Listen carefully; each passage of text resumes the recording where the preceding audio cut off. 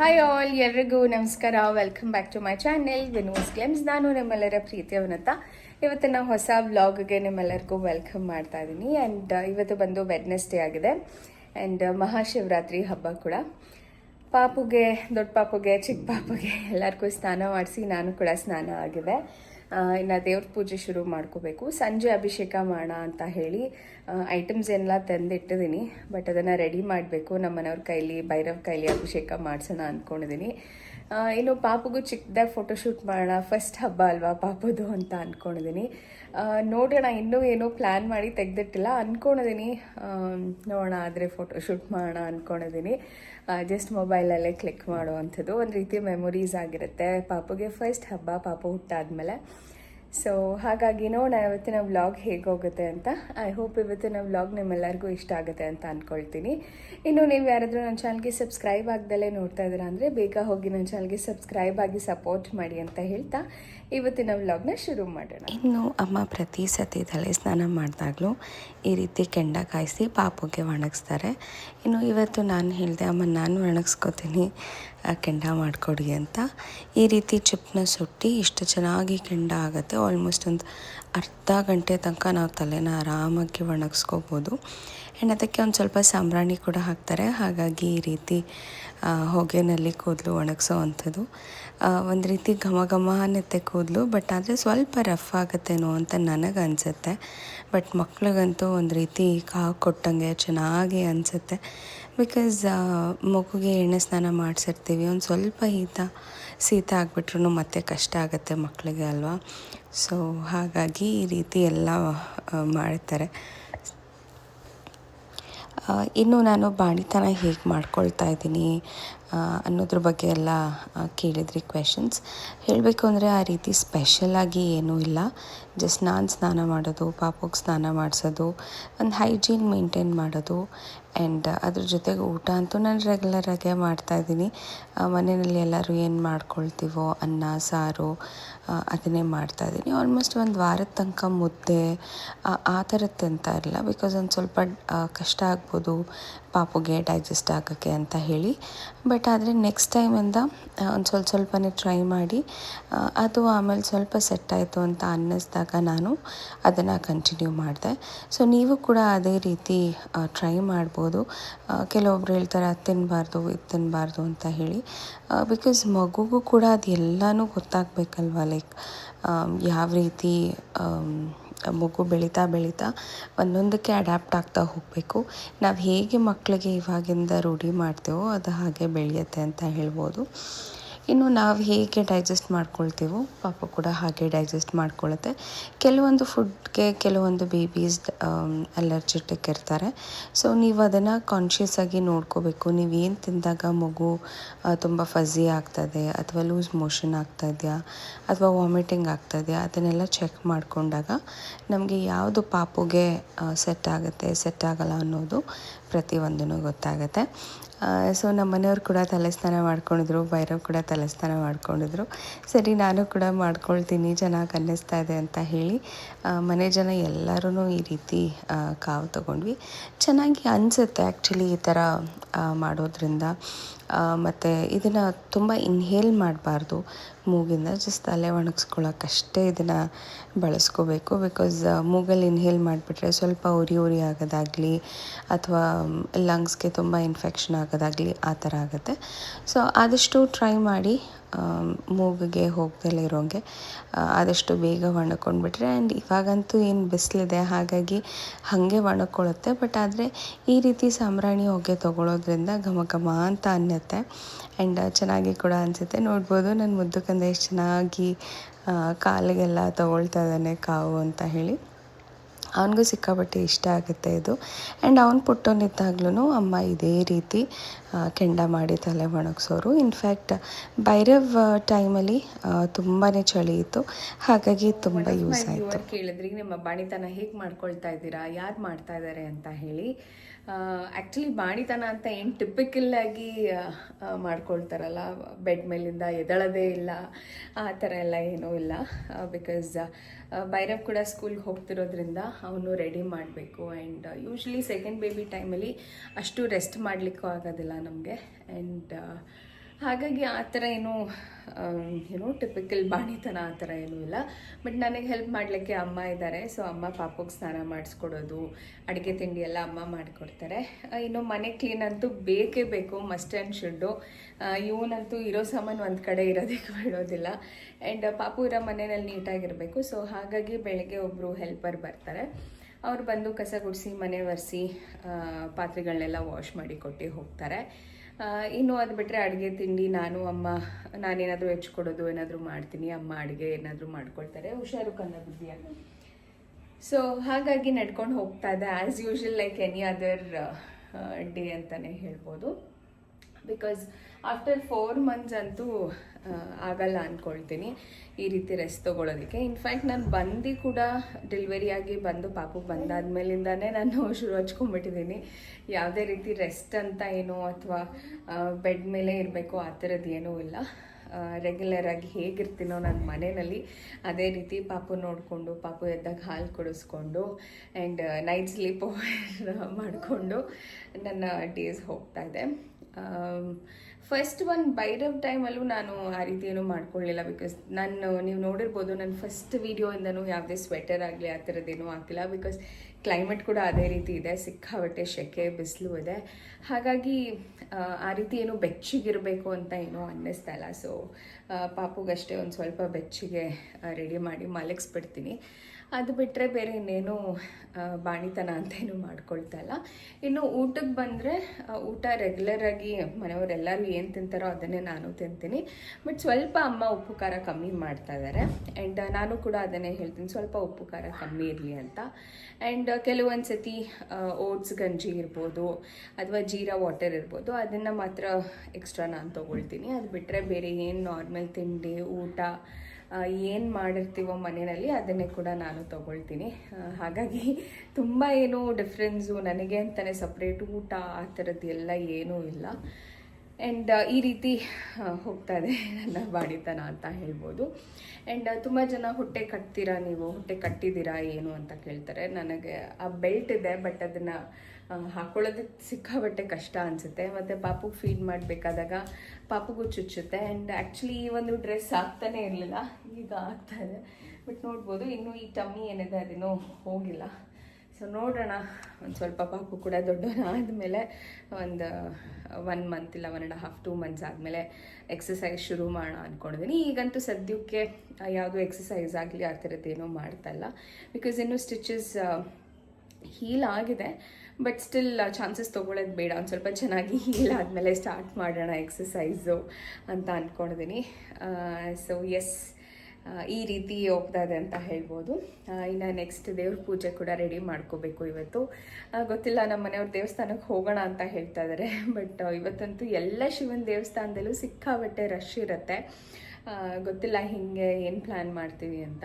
Mostly ಪಾಪು ಇದೆ ಅಂತ ಅಂದರೆ ಸ್ವಲ್ಪ ಕನ್ಸೆಷನಲ್ಲಿ ದೇವ್ರ ದರ್ಶನ ಮಾಡ್ಕೊಂಡು ಬರೋಕ್ಕೆ ಕೊಡ್ತಾರೆ, ಹೇಗೆ ಅಂತ ಗೊತ್ತಿಲ್ಲ. ಲಾಸ್ಟ್ ಟೈಮ್ ನಾವಿಲ್ಲೇ RR ನಗರಲ್ಲಿರೋ ಅಂಥ ಕಾಲಭೈರವೇಶ್ವರನ ದೇವಸ್ಥಾನಕ್ಕೆ ಹೋಗಿದ್ವಿ. ನಮ್ಮ ಮನೆ ದೇವರು ಕೂಡ ಕಾಲಭೈರವೇಶ್ವರ ಆಗಿರೋದ್ರಿಂದ ಇಲ್ಲೇ ನಮ್ಮ ಏರಿಯಾದಲ್ಲಿರುವಂಥನೇ ಭೈರವೇಶ್ವರನ ದೇವಸ್ಥಾನಕ್ಕೆ ಹೋಗೋಣ ಅಂದ್ಕೊಂಡಿದ್ವಿ.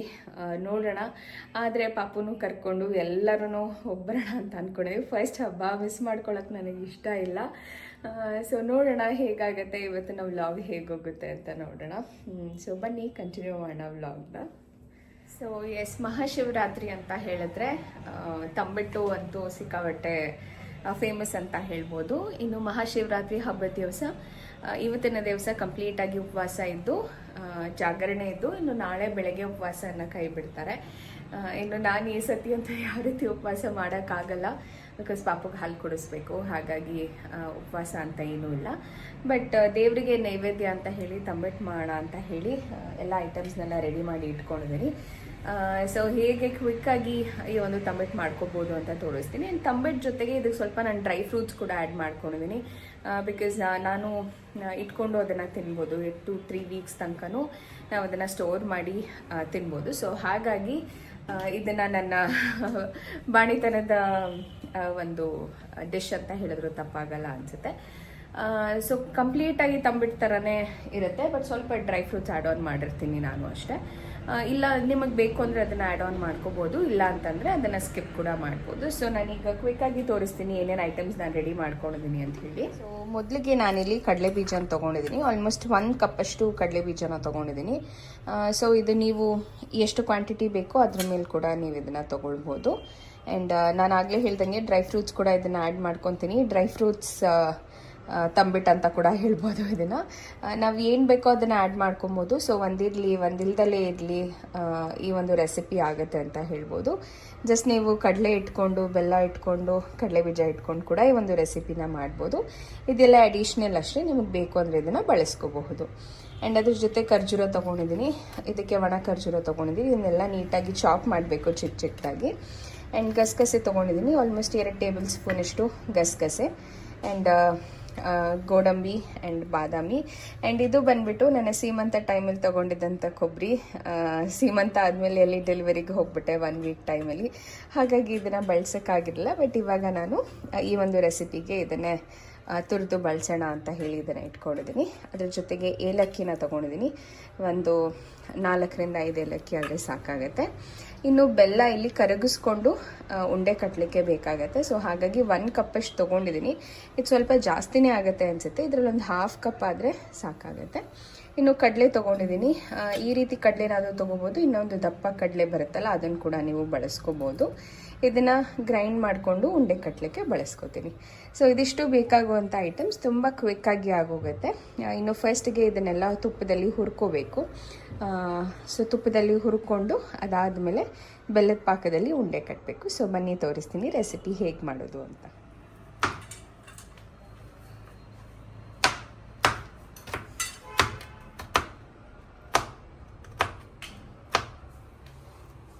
ಇನ್ನು ಎಲ್ಲ ಡ್ರೈ ಫ್ರೂಟ್ಸ್ನ ನಾನು ಚಿಕ್ಕ ಚಿಕ್ಕದಾಗಿ ಚಾಪ್ ಮಾಡ್ಕೊಳ್ತಾ ಇದ್ದೀನಿ.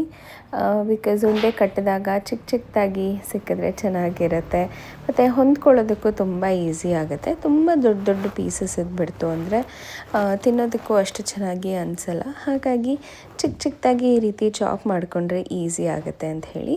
ಇನ್ನು ನೀವು ಬೇಕು ಅಂತಂದರೆ ಒಂದು ಸತಿ ಮಿಕ್ಸಿಗೆ ಹಾಕ್ಕೊಂಡು ಕೂಡ ಇದನ್ನು ಸಣ್ಣಗೆ ಮಾಡ್ಕೊಳ್ಬಹುದು.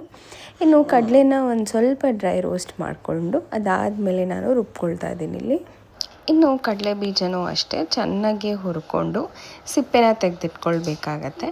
ಆ್ಯಂಡ್ ಇಲ್ಲಿ ನಾನು ಕೊಬ್ಬರಿನ ತುರ್ಕೋತಾ ಇದ್ದೀನಿ. ಕೊಬ್ಬರಿ ಕೂಡ ತುಂಬಾ ರುಚಿ ಕೊಡುತ್ತೆ, ಇನ್ಫ್ಯಾಕ್ಟ್ ಹೆಲ್ತ್ ಕೂಡ ತುಂಬಾ ಒಳ್ಳೆಯದು ಅಂತ ಹೇಳ್ಬೋದು. ಕೊಬ್ಬರಿ ತುರಿ ಹಾಕಿದಷ್ಟು ರುಚಿ ಹೆಚ್ಚಾಗುತ್ತೆ ಅಂತ ಹೇಳ್ಬೋದು. ಕಡಲೆ ಬೀಜನೂ ಅಷ್ಟೇ, ನಿಮಗೆ ರುಚಿಗೆ ತಕ್ಕನಾಗಿ ಜಾಸ್ತಿ ಇಷ್ಟಪಡುವಂಥವ್ರು ಜಾಸ್ತಿ ಕೂಡ ಬಳಸ್ಕೊಂಡು ಹಾಕ್ಕೊಳ್ಬಹುದು, ಬಹಳನೇ ರುಚಿಯಾಗಿ ಇರುತ್ತೆ. ನಾವು ಯಾವುದೇ ಒಂದು ಐಟಮ್ನ ಸ್ಟೋರ್ ಮಾಡಿ ಇಟ್ಕೊಂಡು ತಿನ್ನಬೇಕು ಅಂತ ಹೇಳಿದ್ರೆ ಕೊಬ್ಬರಿ ಒಂದು ಒಳ್ಳೆ ಆಪ್ಷನ್ ಅಂತಲೇ ಹೇಳ್ಬೋದು. ತುಂಬ ದಿವಸ ಬಾಳಿಕೆ ಬರುತ್ತೆ. ಅಂದರೆ ಇಟ್ಕೊಂಡು ಅಥವಾ ಸ್ಟೋರ್ ಮಾಡಿ ನಾವು ತಿಂತೀವಿ ಅಂತ ಹೇಳಿದ್ರೆ ಕೊಬ್ಬರಿ ಅದನ್ನು ಪ್ರಿಸರ್ವೇಟಿವ್ ಆಗಿ ಕೂಡ ವರ್ಕ್ ಮಾಡುತ್ತೆ ಅಂತಲೇ ಹೇಳ್ಬೋದು. ಆದರೆ ಇದನ್ನು ಸ್ವಲ್ಪ ತುರಿಯೋದಕ್ಕೆ ಕಷ್ಟನೇ ಆಗುತ್ತೆ. ಸ್ವಲ್ಪ ಎನರ್ಜಿನ ಕನ್ಸ್ಯೂಮ್ ಮಾಡಿ ನೀಟಾಗಿ ಇದನ್ನು ಗ್ರೇಟ್ ಮಾಡಿ ಹಾಕಿದ್ರೆ ರುಚಿಯಾಗಿ ತುಂಬ ಚೆನ್ನಾಗಿ ಬರುತ್ತೆ ಅಂತಲೇ ಹೇಳ್ಬೋದು. ಇನ್ನು ಆಲ್ಮೋಸ್ಟ್ ಎಲ್ಲ ಪ್ರಿಪೇರ್ ಆಗಿದ್ದಾಗಿದೆ. ಈಗ ಫೈನಲ್ ಆಗಿ ಬೆಲ್ಲ ಸ್ವಲ್ಪ ಕರಗಿಸ್ಕೋಬೇಕು. ಇದು ಪಾಕ ರೀತಿ ಬರಬೇಕು ಅಂತ ಏನೂ ಅವಶ್ಯಕತೆ ಇಲ್ಲ. ಸ್ವಲ್ಪ ನೀರು ಹಾಕಿ ಬೆಲ್ಲ ಕರಗೋಷ್ಟು ಆಯಿತು ಅಂದರೆ ಸಾಕು. ಯಾವುದೇ ರೀತಿ ಒಂದೆಳೆ ಪಾಕ ಅಥವಾ ತಿಕ್ಕಾಗಿರಬೇಕು ಅನ್ನೋ ನೆಸೆಸಿಟಿ ಏನೂ ಇಲ್ಲ. ಇನ್ಫ್ಯಾಕ್ಟ್ ಈ ಒಂದು ಬೆಲ್ಲ ಕ್ವಾಂಟಿಟಿ ಸ್ವಲ್ಪ ಜಾಸ್ತಿನೇ ಆಯಿತು. ಇದರಲ್ಲಿ 1/2 ಕಪ್ ಬಳಸ್ಕೊಳ್ತೀನಿ ಅಷ್ಟೇ, ಬಿಕಾಸ್ ಕ್ವಾಂಟಿಟಿ ಆಫ್ ಕಡಲೆನೂ ಕೂಡ ಕಮ್ಮಿನೇ ಇದೆ. ಸೊ ಹಾಗಾಗಿ ಜಾಸ್ತಿ ಏನೂ ಬೇಕಾಗಲ್ಲ. ಇನ್ನು ನಾನಿಲ್ಲಿ ತುಪ್ಪದಲ್ಲಿ ಹುರಿದಿಟ್ಕೊಂಡಿರುವಂಥ ಡ್ರೈ ಫ್ರೂಟ್ಸ್ನ ಒಂದು ಕಡೆ ತೆಗೆದಿಟ್ಕೊಳ್ತೀನಿ. ಇನ್ನು ಕಡಲೆ ಬೀಜನೂ ಅಷ್ಟೇ ನೀಟಾಗಿ ಹುರ್ಕೊಂಡು ಸಿಪ್ಪೆ ಸುರ್ಕೊಂಡು ತರಿಯಾಗಿ ರುಬ್ಕೋಬೇಕು. ಯಾವುದೇ ರೀತಿ ಸಣ್ಣಗೆ ರುಬ್ಕೊಳ್ಳೋ ಅವಶ್ಯಕತೆ ಇಲ್ಲ. ತೀರಾ ಸಣ್ಣಗೆ ರುಬ್ಕೊಂಡ್ಬಿಟ್ರೆ ರುಚಿನೂ ಅಷ್ಟು ಚೆನ್ನಾಗಿರೋದಿಲ್ಲ. ಹಾಗಾಗಿ ಸ್ವಲ್ಪ ರಫ್ ಆಗಿ ಹುರ್ಕೊಳ್ಳಿ. ಇನ್ನು ಇದ್ರ ಜೊತೆಗೆ ನಾನಿಲ್ಲಿ ಗಸಗಸೆ ಏನಿದೆ ಅದನ್ನು ಕೂಡ ಆ್ಯಡ್ ಮಾಡ್ಕೊಳ್ತಾ ಇದ್ದೀನಿ. ಏಲಕ್ಕಿ ಕೂಡ ಹಾಕ್ಕೊಂಡು ನೀಟಾಗಿ ರುಬ್ಕೊಂಡ್ಬಿಟ್ರೆ ಎಲ್ಲ ಐಟಮ್ಸು ರೆಡಿ ಆಗುತ್ತೆ. ಹುರಿದಿಟ್ಕೊಂಡಿದ್ದಂಥ ಕಡಲೆ ಕೂಡ ನಾನು ಪುಡಿ ಮಾಡ್ಕೊಂಡಿದ್ದೀನಿ. ಸೊ ಡ್ರೈ ಫ್ರೂಟ್ಸು ಅದರ ಜೊತೆಗೆ ಕಡಲೆ ಆ್ಯಂಡ್ ತರಿಯಾಗಿ ರುಬ್ಬಿಟ್ಕೊಂಡಿರುವಂಥ ಕಡಲೆ ಬೀಜ ಇದಿಷ್ಟು ಆಗಿದೆ. ಆ್ಯಂಡ್ ಡ್ರೈ ಫ್ರೂಟ್ಸ್ ಅಂದರೆ ನಾನು ಆಗಲೇ ಹೇಳ್ದಂಗೆ ನಿಮ್ಗೆ ಏನು ಬೇಕೋ ಅದನ್ನು ಅಡಿಷ್ನಲ್ ಆಗಿ ಹಾಕ್ಕೊಳ್ಬೋದು. ಇನ್ನು ಕೊಬ್ಬರಿ ತುರಿ ಕೂಡ ಆ್ಯಡ್ ಮಾಡ್ಕೊಂಡಿದ್ದೀನಿ ನಾನು ಇದಕ್ಕೆ. ಸೊ ಫೈನಲಾಗಿ ಎಲ್ಲನೂ ರೆಡಿಯಾಗಿದೆ. ನೆಕ್ಸ್ಟು ಎಲ್ಲನೂ ಮಿಕ್ಸ್ ಮಾಡಿ ಪಾಕ ಏನಿದೆ ಅಥವಾ ಬೆಲ್ಲ ಕರಗಿಸಿದ್ದು ಏನಿದೆ ಅದನ್ನು ಇದಕ್ಕೆ ಹಾಕ್ಕೊಂಡು ನೀಟಾಗಿ ಮಿಕ್ಸ್ ಮಾಡಿಬಿಟ್ರೆ ಉಂಡೆ ಕಟ್ಟೋ ಅದಕ್ಕೆ ನಾವು ಹಾಕ್ಕೊಳ್ಬೇಕಾಗಿರುತ್ತೆ. ತೀರಾ ಕಮ್ಮಿ ಹಾಕ್ಕೊಂಡ್ಬಿಟ್ರು ಉಂಡೆ ಒಡೆದೋಗೋ ಚಾನ್ಸಸ್ ಇರುತ್ತೆ. ಇನ್ನು ತೀರಾ ಜಾಸ್ತಿ ಹಾಕಿಬಿಟ್ರು ತುಂಬ ಪಿಚಿ ಪಿಚಿ ಅಂತ ಅನಿಸುತ್ತೆ. ಸೊ ನೋಡ್ಕೊಂಡು ಕನ್ಸಿಸ್ಟೆನ್ಸಿನ ನಾವು ಮಿಕ್ಸ್ ಮಾಡ್ಕೊಳ್ಬೇಕಾಗತ್ತೆ.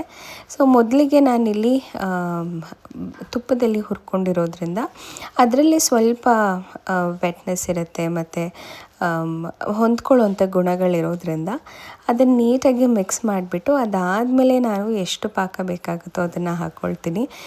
ಒಂದೇ ಸತಿಗೆ ಹಾಕ್ಕೊಂಡ್ಬಿಟ್ರೆ ನಮಗೆ ಹದ ಗೊತ್ತಾಗೋದಿಲ್ಲ. ಕೆಲವೊಂದು ಸತಿ ತುಂಬ ಪಿಚಿ ಪಿಚಿ ಅನಿಸೋದು ಅಥವಾ ತುಂಬ ಡ್ರೈ ಅನಿಸೋದಾಗ್ಬಿಡುತ್ತೆ. ಸೊ ಹಾಗಾಗಿ ಮೊದಲಿಗೆ ಇದನ್ನೆಲ್ಲ ಮಿಶ್ರಣ ಮಾಡಿಕೊಂಡು ಹೊಂದಿಸ್ಕೊಂಡ್ಬಿಟ್ರೆ ನಮಗೆ ಎಷ್ಟು ಬೇಕಾಗುತ್ತೆ ಸ್ವೀಟ್ನೆಸ್ ಅಂತ ಕೂಡ ಗೊತ್ತಾಗುತ್ತೆ.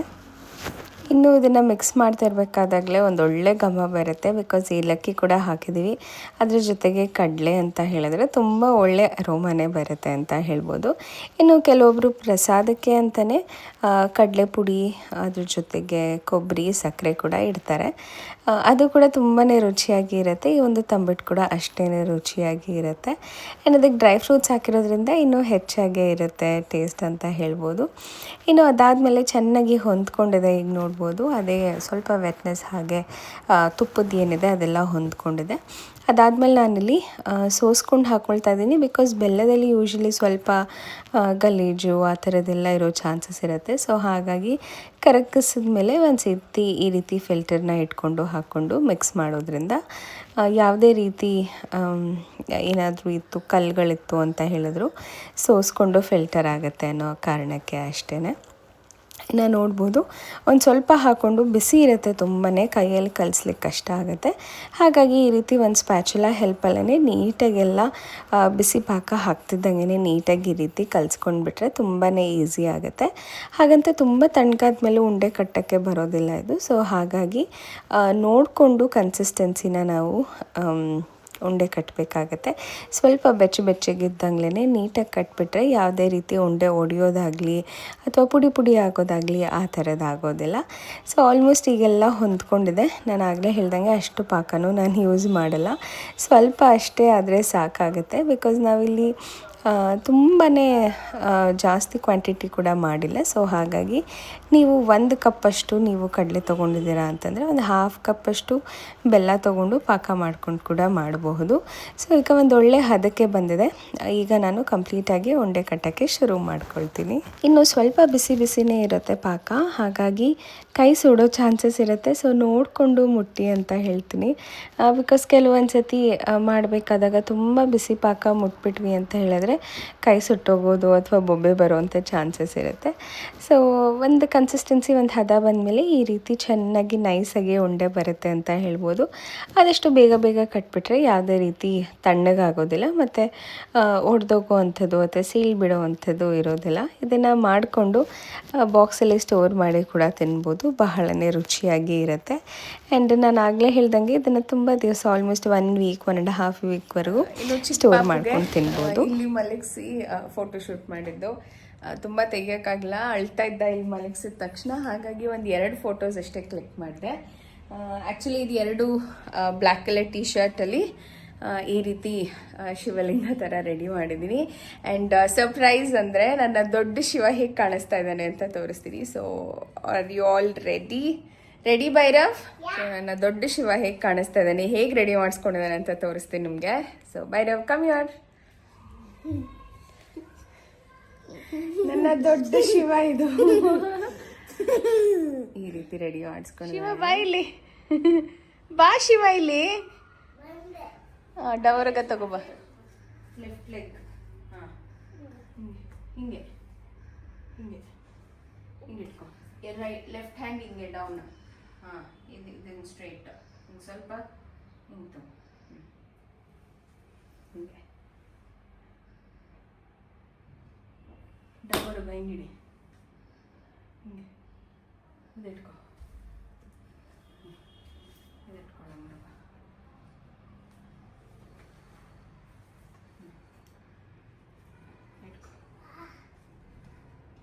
ಇಟ್ಕೊ ಹಿಂಗೆ ಪಕ್ಕಕ್ಕೆ ಸ್ವಲ್ಪ ಪಕ್ಕಕ್ಕೆ ಹಿಂಗೆ. ಹಾಂ ಹಂಗೆ ಬ್ಯಾಲೆನ್ಸ್ ಮಾಡು. Very good.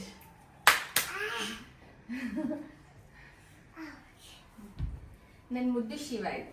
ನನ್ನ ಮುದ್ದು ಶಿವ, ನನ್ನ ಮುದ್ದು ಶಿವ. ಹೇಳು ಎಲ್ಲರಿಗೂ ಶಿವರಾತ್ರಿ ಹಬ್ಬದ ಹಾರ್ದಿಕ ಶುಭಾಶಯಗಳು. ಹ್ಯಾಪಿ ಶಿವರಾತ್ರಿ. ಶಿವನೇ ಶಿವರಾತ್ರಿ ಅಂತ ವಿಶ್ ಮಾಡ್ತಿದ್ದಾನೆ. ತೋರಿಸು ನೀಟಾಗಿ. ಇನ್ನು ಆಗಲೇ ಹೇಳ್ದಂಗೆ ಪಾಪುಗೆ ಮತ್ತು ಭೈರವ್ಗೆ ಫೋಟೋಶೂಟ್ ಮಾಡೋಣ ಅಂತ ಅನ್ನಿಸ್ತಾಯಿತ್ತು. ತೀರಾ ಅಂದ್ಕೊಂಡಂಗೆ ಏನೂ ತೆಗಿಲಿಲ್ಲ, ಬಟ್ ಆದರೆ ಇನ್ನೂ ಮಾಡ್ದಲ್ಲೇನೋ ಇದ್ರೂ ಚೆನ್ನಾಗಿರೋದಿಲ್ಲ. ಪಾಪುದು ಫಸ್ಟ್ ಹಬ್ಬ, ಸೊ ಹಾಗಾಗಿ ಒಂದು ರೀತಿ ಮೆಮೊರೀಸ್ ಆಗಿರುತ್ತೆ. ಆ್ಯಂಡ್ ಅವನು ಅಲ್ಲಿ ಮಲಗಿಸ್ದಾಗ ತುಂಬ ಅಳಕ್ಕೆ ಶುರು ಮಾಡಿಬಿಟ್ಟ. ಬಟ್ ಇಟ್ಸ್ ಓಕೆ, ಏನೋ ಒಂದು ಮೆಮೊರೀಸ್ಗಿದೆಯಲ್ಲ ಅನ್ನೋದೇ ಖುಷಿ. ಇನ್ನು ಅಭಿಷೇಕ ಮಾಡೋದು ಸಂಜೆ ಮಾಡೋಣ ಅಂತ ಹೇಳಿ ಅಂದ್ಕೊಂಡಿದ್ದೆ. ಸೊ ಹಾಗಾಗಿ ಸಂಜೆ ಅಷ್ಟೊತ್ತಿಗೆಲ್ಲ ದೇವ್ರ ಪೂಜೆ ಎಲ್ಲ ಮಾಡಿ, ದೇವ್ರ ಸಾಮಾನೆಲ್ಲ ವಾಶ್ ಮಾಡಿ, ಹೂವೆಲ್ಲ ತೆಗೆದಿಟ್ಟು ಮಾಡೋ ಅಷ್ಟೊತ್ತಿಗೆ ಫುಲ್ ಎನರ್ಜಿ ಡ್ರೈನ್ ಔಟ್ ಆಗಿಬಿಟ್ಟಿತ್ತು ನನಗೆ. ಮಧ್ಯ ಪಾಪು ಒದಳ್ತಾ ಇದ್ದ, ಅವನಿಗೂ ಫೀಡ್ ಮಾಡಬೇಕಿತ್ತು. ಸೊ ಫೈನಲಿ ನಮ್ಮ ಮನೆಯ ಶಿವಲಿಂಗಕ್ಕೆ ಅಭಿಷೇಕ ಮಾಡ್ತಾಯಿದ್ವಿ. ಮೊದಲಿಗೆ ಗಂಗೆಯಿಂದ ಅಭಿಷೇಕವನ್ನು ಮಾಡಿ ಅರಿಶಿಣ, ಕುಂಕುಮ, ಗಂಧ, ಅದಾದಮೇಲೆ ವಿಭೂತಿ, ಇದೆಲ್ಲದ್ರದ್ದು ಅಭಿಷೇಕ ಮಾಡಿ ಪೂಜೆ ಮಾಡಿ ಶಿವಲಿಂಗಕ್ಕೆ ನಮ್ಮ ಇಚ್ಛೆ ಆಸೆಗಳನ್ನ ಹೇಳಿಕೊಂಡು ಪೂಜೆನ ಮಾಡಿದ್ವಿ ಅಂತಲೇ ಹೇಳ್ಬೋದು. ಇನ್ನು ಶಿವನಿಗೆ ಬಹಳನೇ ಪ್ರಿಯ ಆಗುವಂಥದ್ದು ಅಭಿಷೇಕ, ಅದ್ರ ಜೊತೆಗೆ ಒಂದು ಬಿಲ್ವ ಪತ್ರೆ ಅಂತಲೇ ಹೇಳ್ಬೋದು. ಆ್ಯಂಡ್ ನನಗೆ ಬಹಳನೇ ನಂಬಿಕೆ ಇದೆ ಶಿವ ಅಥವಾ ಮಂಜುನಾಥ ಸ್ವಾಮಿ ಪ್ರತಿಯೊಂದು ಕಾರ್ಯಗಳಲ್ಲೂ ಅಥವಾ ಪ್ರತಿಯೊಂದು ಸತಿ ನನಗೆ ಬೇಜಾರಾದಾಗಲೂ ಪ್ರತಿ ಸತಿ ನಾನು ನೆನೆಸ್ಕೊಳ್ಳೋ ಅಂಥದ್ದು ಶಿವ ಅಂತ ಹೇಳ್ಬೋದು. ಇನ್ನು ಕೆಲವೊಂದು ಸತಿ ನಿದ್ದೆ ಬರ್ದಲೇ ಇದ್ದಾಗಲೂ ಚಿಕ್ಕ ಹುಡುಗಿ ಥರ ಇನ್ನೂ ಓಂ ನಮಃ ಶಿವಾಯ, ಓಂ ನಮಃ ಶಿವಾಯ ಅಂತ ಹೇಳ್ಕೊಂಡೆ ನಿದ್ದೆ ಮಾಡುವಂಥದ್ದು ನಾನು. ಸೊ ಶಿವ ಅಂದರೆ ಆ ರೀತಿ ಒಂದು ರೀತಿ ಪ್ರೀತಿ ಅಂತ ಹೇಳಿದ್ರು ತಪ್ಪಾಗಲ್ಲ ಅನಿಸುತ್ತೆ. ಒಂದು ರೀತಿ ನನ್ನ ಸಪೋರ್ಟ್ ಅಥವಾ ಬ್ಯಾಕ್ ಬೋನ್ ಅಂತ ಹೇಳ್ಬೋದು. ಏನೇ ಒಂದು ಕಷ್ಟ ಆಯಿತು ಅಂತಂದರೆ ಹೇಳ್ಕೊಂಡಾಗ ಯಾವುದೋ ಒಂದು ರೀತಿಲಿ ಅದು ಸಾರ್ಟ್ ಔಟ್ ಆಗಿರುತ್ತೆ ಅಂತಲೇ ಹೇಳ್ಬೋದು. ಇನ್ನು ಇವತ್ತು ಭೈರವ್ ಮತ್ತು ಅವ್ರ ಪಪ್ಪ ಇಬ್ಬರು ಸೇರಿ ಅಭಿಷೇಕ ಮಾಡ್ತಿದ್ದಾರೆ. ಭೈರವ್ ಇವತ್ತಿಂದ ಅಂತ ಅಲ್ಲ, ಅವನಿಗೆ ಆಲ್ಮೋಸ್ಟ್ ಅವನು 1 ಇಯರ್ ಇದ್ದಾಗಿಂದನೂ ಅಭಿಷೇಕ ಮಾಡೋದನ್ನು ರೂಢಿ ಮಾಡ್ಕೊಂಡಿದ್ದಾರೆ. ಪ್ರತಿ ಸತಿ ಶಿವರಾತ್ರಿ ಹಬ್ಬದಲ್ಲೂ ಇದೇ ರೀತಿಯ ಅಭಿಷೇಕವನ್ನು ಮಾಡಿ ಪೂಜೆ ಮಾಡ್ತೀವಿ ಅಂತ ಹೇಳ್ಬೋದು. ಇನ್ನು ಕೆಲವೊಂದು ಸತಿ ಉಪವಾಸ ಇದ್ದಿದ್ದಿದೆ, ಇಲ್ದಲೇ ಇದ್ದಿದ್ದು ಇದೆ. ಬಟ್ ಶಿವನಿಗೆ ಭಕ್ತಿ ಅಷ್ಟೇ ಇಂಪಾರ್ಟೆಂಟ್ ಆಗುತ್ತೆ. ಆ್ಯಂಡ್ ನಮಗೂ ಕೂಡ ಅಷ್ಟೇ ಬೇಜಾರು ಮಾಡಿಕೊಂಡು ಸುಸ್ತು ಪಟ್ಕೊಂಡು ಪೂಜೆ ಮಾಡೋದಕ್ಕಿಂತ ದೇವರಿಗೆ ಭಕ್ತಿಯಿಂದ ಪ್ರೀತಿಯಿಂದ ನಾವು ಏನು ಅರ್ಪಿಸಿದ್ರು ದೇವರು ಸ್ವೀಕರಿಸ್ತಾರಂತೆ ಅನ್ನೋವಂಥದ್ದು ಬಹಳಷ್ಟು ನಿಜ ಅನಿಸುತ್ತೆ.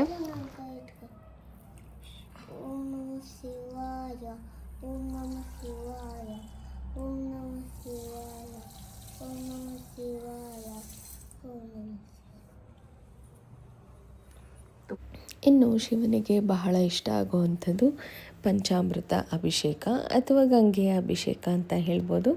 ಇನ್ನು ಪಂಚಾಮೃತ ಅಭಿಷೇಕ ಮಾಡೋದ್ರಿಂದ ಶಿವನಿಗೆ ಬಹಳನೇ ಖುಷಿಯಾಗುತ್ತೆ. ಇನ್ನು ಪ್ರತಿಯೊಂದು ಪಂಚಾಮೃತ ಅಂತ ಹೇಳಿದರೆ 5 ಅಮೃತಗಳನ್ನ ಸೇರಿ ಅಭಿಷೇಕ ಮಾಡುವಂಥದ್ದು. ಸೊ ಪ್ರತಿಯೊಂದು ಅಂಶಗಳು ಒಂದೊಂದು ಸಿಂಬಲೈಸ್ ಮಾಡುತ್ತೆ. ಹಾಲು, ಮೊಸರು, ತುಪ್ಪ, ಸಕ್ಕರೆ ಪ್ರತಿಯೊಂದೂ ಅದರದ್ದೇ ಆದಂಥ ಇಂಪಾರ್ಟೆನ್ಸ್ ಇದೆ ಅಂತಲೇ ಹೇಳ್ಬೋದು. ಇನ್ನು ಮನೆಯಲ್ಲಿ ಸುಖ, ಶಾಂತಿ, ನೆಮ್ಮದಿ ಯಾವುದೇ ಒಂದು ರೀತಿ ಅಡಚಣೆಗಳು ಇದ್ದರೂ ಕೂಡ ಅದನ್ನೆಲ್ಲ ದೂರ ಮಾಡುತ್ತೆ ಈ ಒಂದು ಅಭಿಷೇಕ ಮಾಡೋದ್ರಿಂದ ಅಂತ ಹೇಳ್ಬೋದು.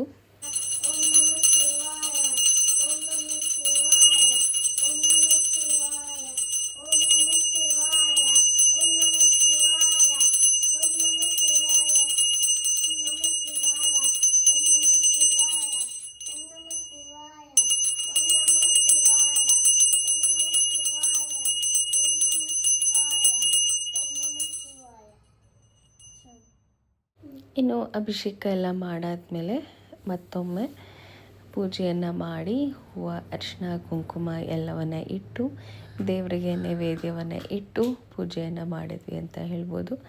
ಈ ರೀತಿ ಸಿಂಪಲ್ಲಾಗಿ ಬಟ್ ಪ್ರಶಾಂತವಾಗಿ ಮನೆಯಲ್ಲಿ ಪೂಜೆ ಮಾಡ್ಕೊಳ್ಳೋದ್ರಿಂದ ಎಷ್ಟು ಖುಷಿ ಅನಿಸುತ್ತೆ. ನಾನು ಆಗಲೇ ಹೇಳ್ದಂಗೆ ದೇವಸ್ಥಾನಕ್ಕೆ ಕೂಡ ಈ ಸತಿ ಹೋಗೋಕ್ಕಾಗಲಿಲ್ಲ. ಬಿಕಾಸ್ ಪುಟ್ಟು ಪಾಪುನ ಇಟ್ಕೊಂಡು ಹೋಗೋದು ರಿಸ್ಕಿ ಅಂತ ಅನಿಸುತ್ತೆ, ಮತ್ತು ತುಂಬ ಜನ ರಶ್ ಇರ್ತಾರೆ ಕೂಡ. ಹಾಗಾಗಿ ಬೇಡ, ಇವತ್ತು ಮನೆಯಲ್ಲಿ ಪೂಜೆ ಮಾಡಿಕೊಂಡು ಇಲ್ಲೇ ಕೈ ಮುಗಿಯೋಣ, ಮುಂದಿನ ವರ್ಷ ಹೋಗೋಣ ಅಂತ ಹೇಳಿ ಮನೆಯಲ್ಲೇ ಪೂಜೆ ಮಾಡಿಕೊಂಡು ಆರಾಮಾಗಿ ಪ್ರಸಾದವನ್ನು ಸ್ವೀಕರಿಸಿ ಮನೆಯಲ್ಲೇ ಪೂಜೆ ಮಾಡಿಕೊಂಡ್ವಿ ಅಂತ ಹೇಳ್ಬೋದು. ಈ ಸತಿ ಈ ರೀತಿ ಇತ್ತು ನಮ್ಮ ಮನೆಯ ಶಿವರಾತ್ರಿ ಹಬ್ಬ ಅಂತ ಹೇಳ್ಬೋದು. ಇನ್ನು ಅಪಾರ್ಟ್ಮೆಂಟಲ್ಲಿ ಕೂಡ ನೈಟೆಲ್ಲ ಜಾಗರಣೆ ಮಾಡೋ ಅಂಥವ್ರಿದ್ರೆ ಮಾಡ್ಬೋದು ಅಂತ ಹೇಳಿದರು. ಬಟ್ ಎಲ್ಲಿ ನಮಗೆ ನಮ್ಮ ಪುಟ್ಟು ಪಾಪುನೇ ಜಾಗರಣೆ ಮಾಡಿಸ್ತಾನೆ. ನಮಗೆ ಮಧ್ಯದಲ್ಲಿ 1 ಅವರ್ 2 ಅವರ್ ಎದ್ದಿದ್ರೆ ಹೆಚ್ಚೆಚ್ಚು. ಭೈರವ್ಗೆ ಸಿಕ್ಕಾಪಟ್ಟೆ ಆಸೆ ಇತ್ತು ಶಿವನ್ ಥರ ರೆಡಿ ಆಗಬೇಕು ಅಂತ ಅಲ್ವಾ ಭೈರವ್? ಇಷ್ಟ ಆಯ್ತಾ? ಖುಷಿ ಆಯ್ತಾ? ಮನೆಯಲ್ಲೇ ಇರೋಂಥ ಐಟಮ್ಸ್ನ ಯೂಸ್ ಮಾಡ್ಕೊಂಡು ಇವತ್ತು ಅವನ ಹಠಕ್ಕೆ ಅವನ ಆಸೆಗೋಸ್ಕರ ಇವತ್ತು ರೆಡಿ ಮಾಡಿದೆ. ಪಾಪಗೂ ರೆಡಿ ಮಾಡೋದಲ್ಲ, ನನಗೂ ರೆಡಿ ಮಾಡು ಅಂತ ಹೇಳಿದ್ರಿಂದ. ಆ್ಯಂಡ್ ಇದು ಒಂದು ಸಿಂಪಲ್ ಆಗಿ ನಾನು ಯೂಸ್ ಮಾಡುವಂಥ ಬನ್ನನೆ. ಇದನ್ನು ಶಿವನಿಗೆ ಗುಪ್ಪೆ ಥರ ಮಾಡಿಕೊಂಡೆ.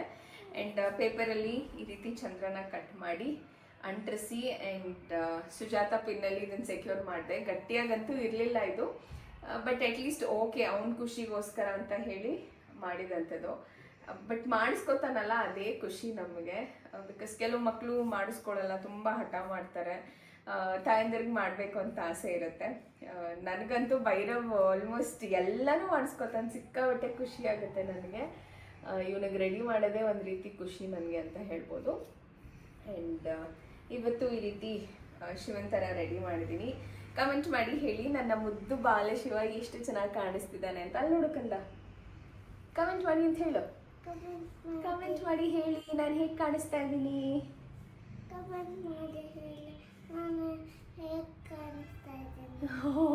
ಮುದ್ದು ಅಂಗಡಿ ಮುದ್ದ ಕಾಣಿಸ್ತಾ ಇದೆಯಾ ನೀನು ಚಿನ್ನ?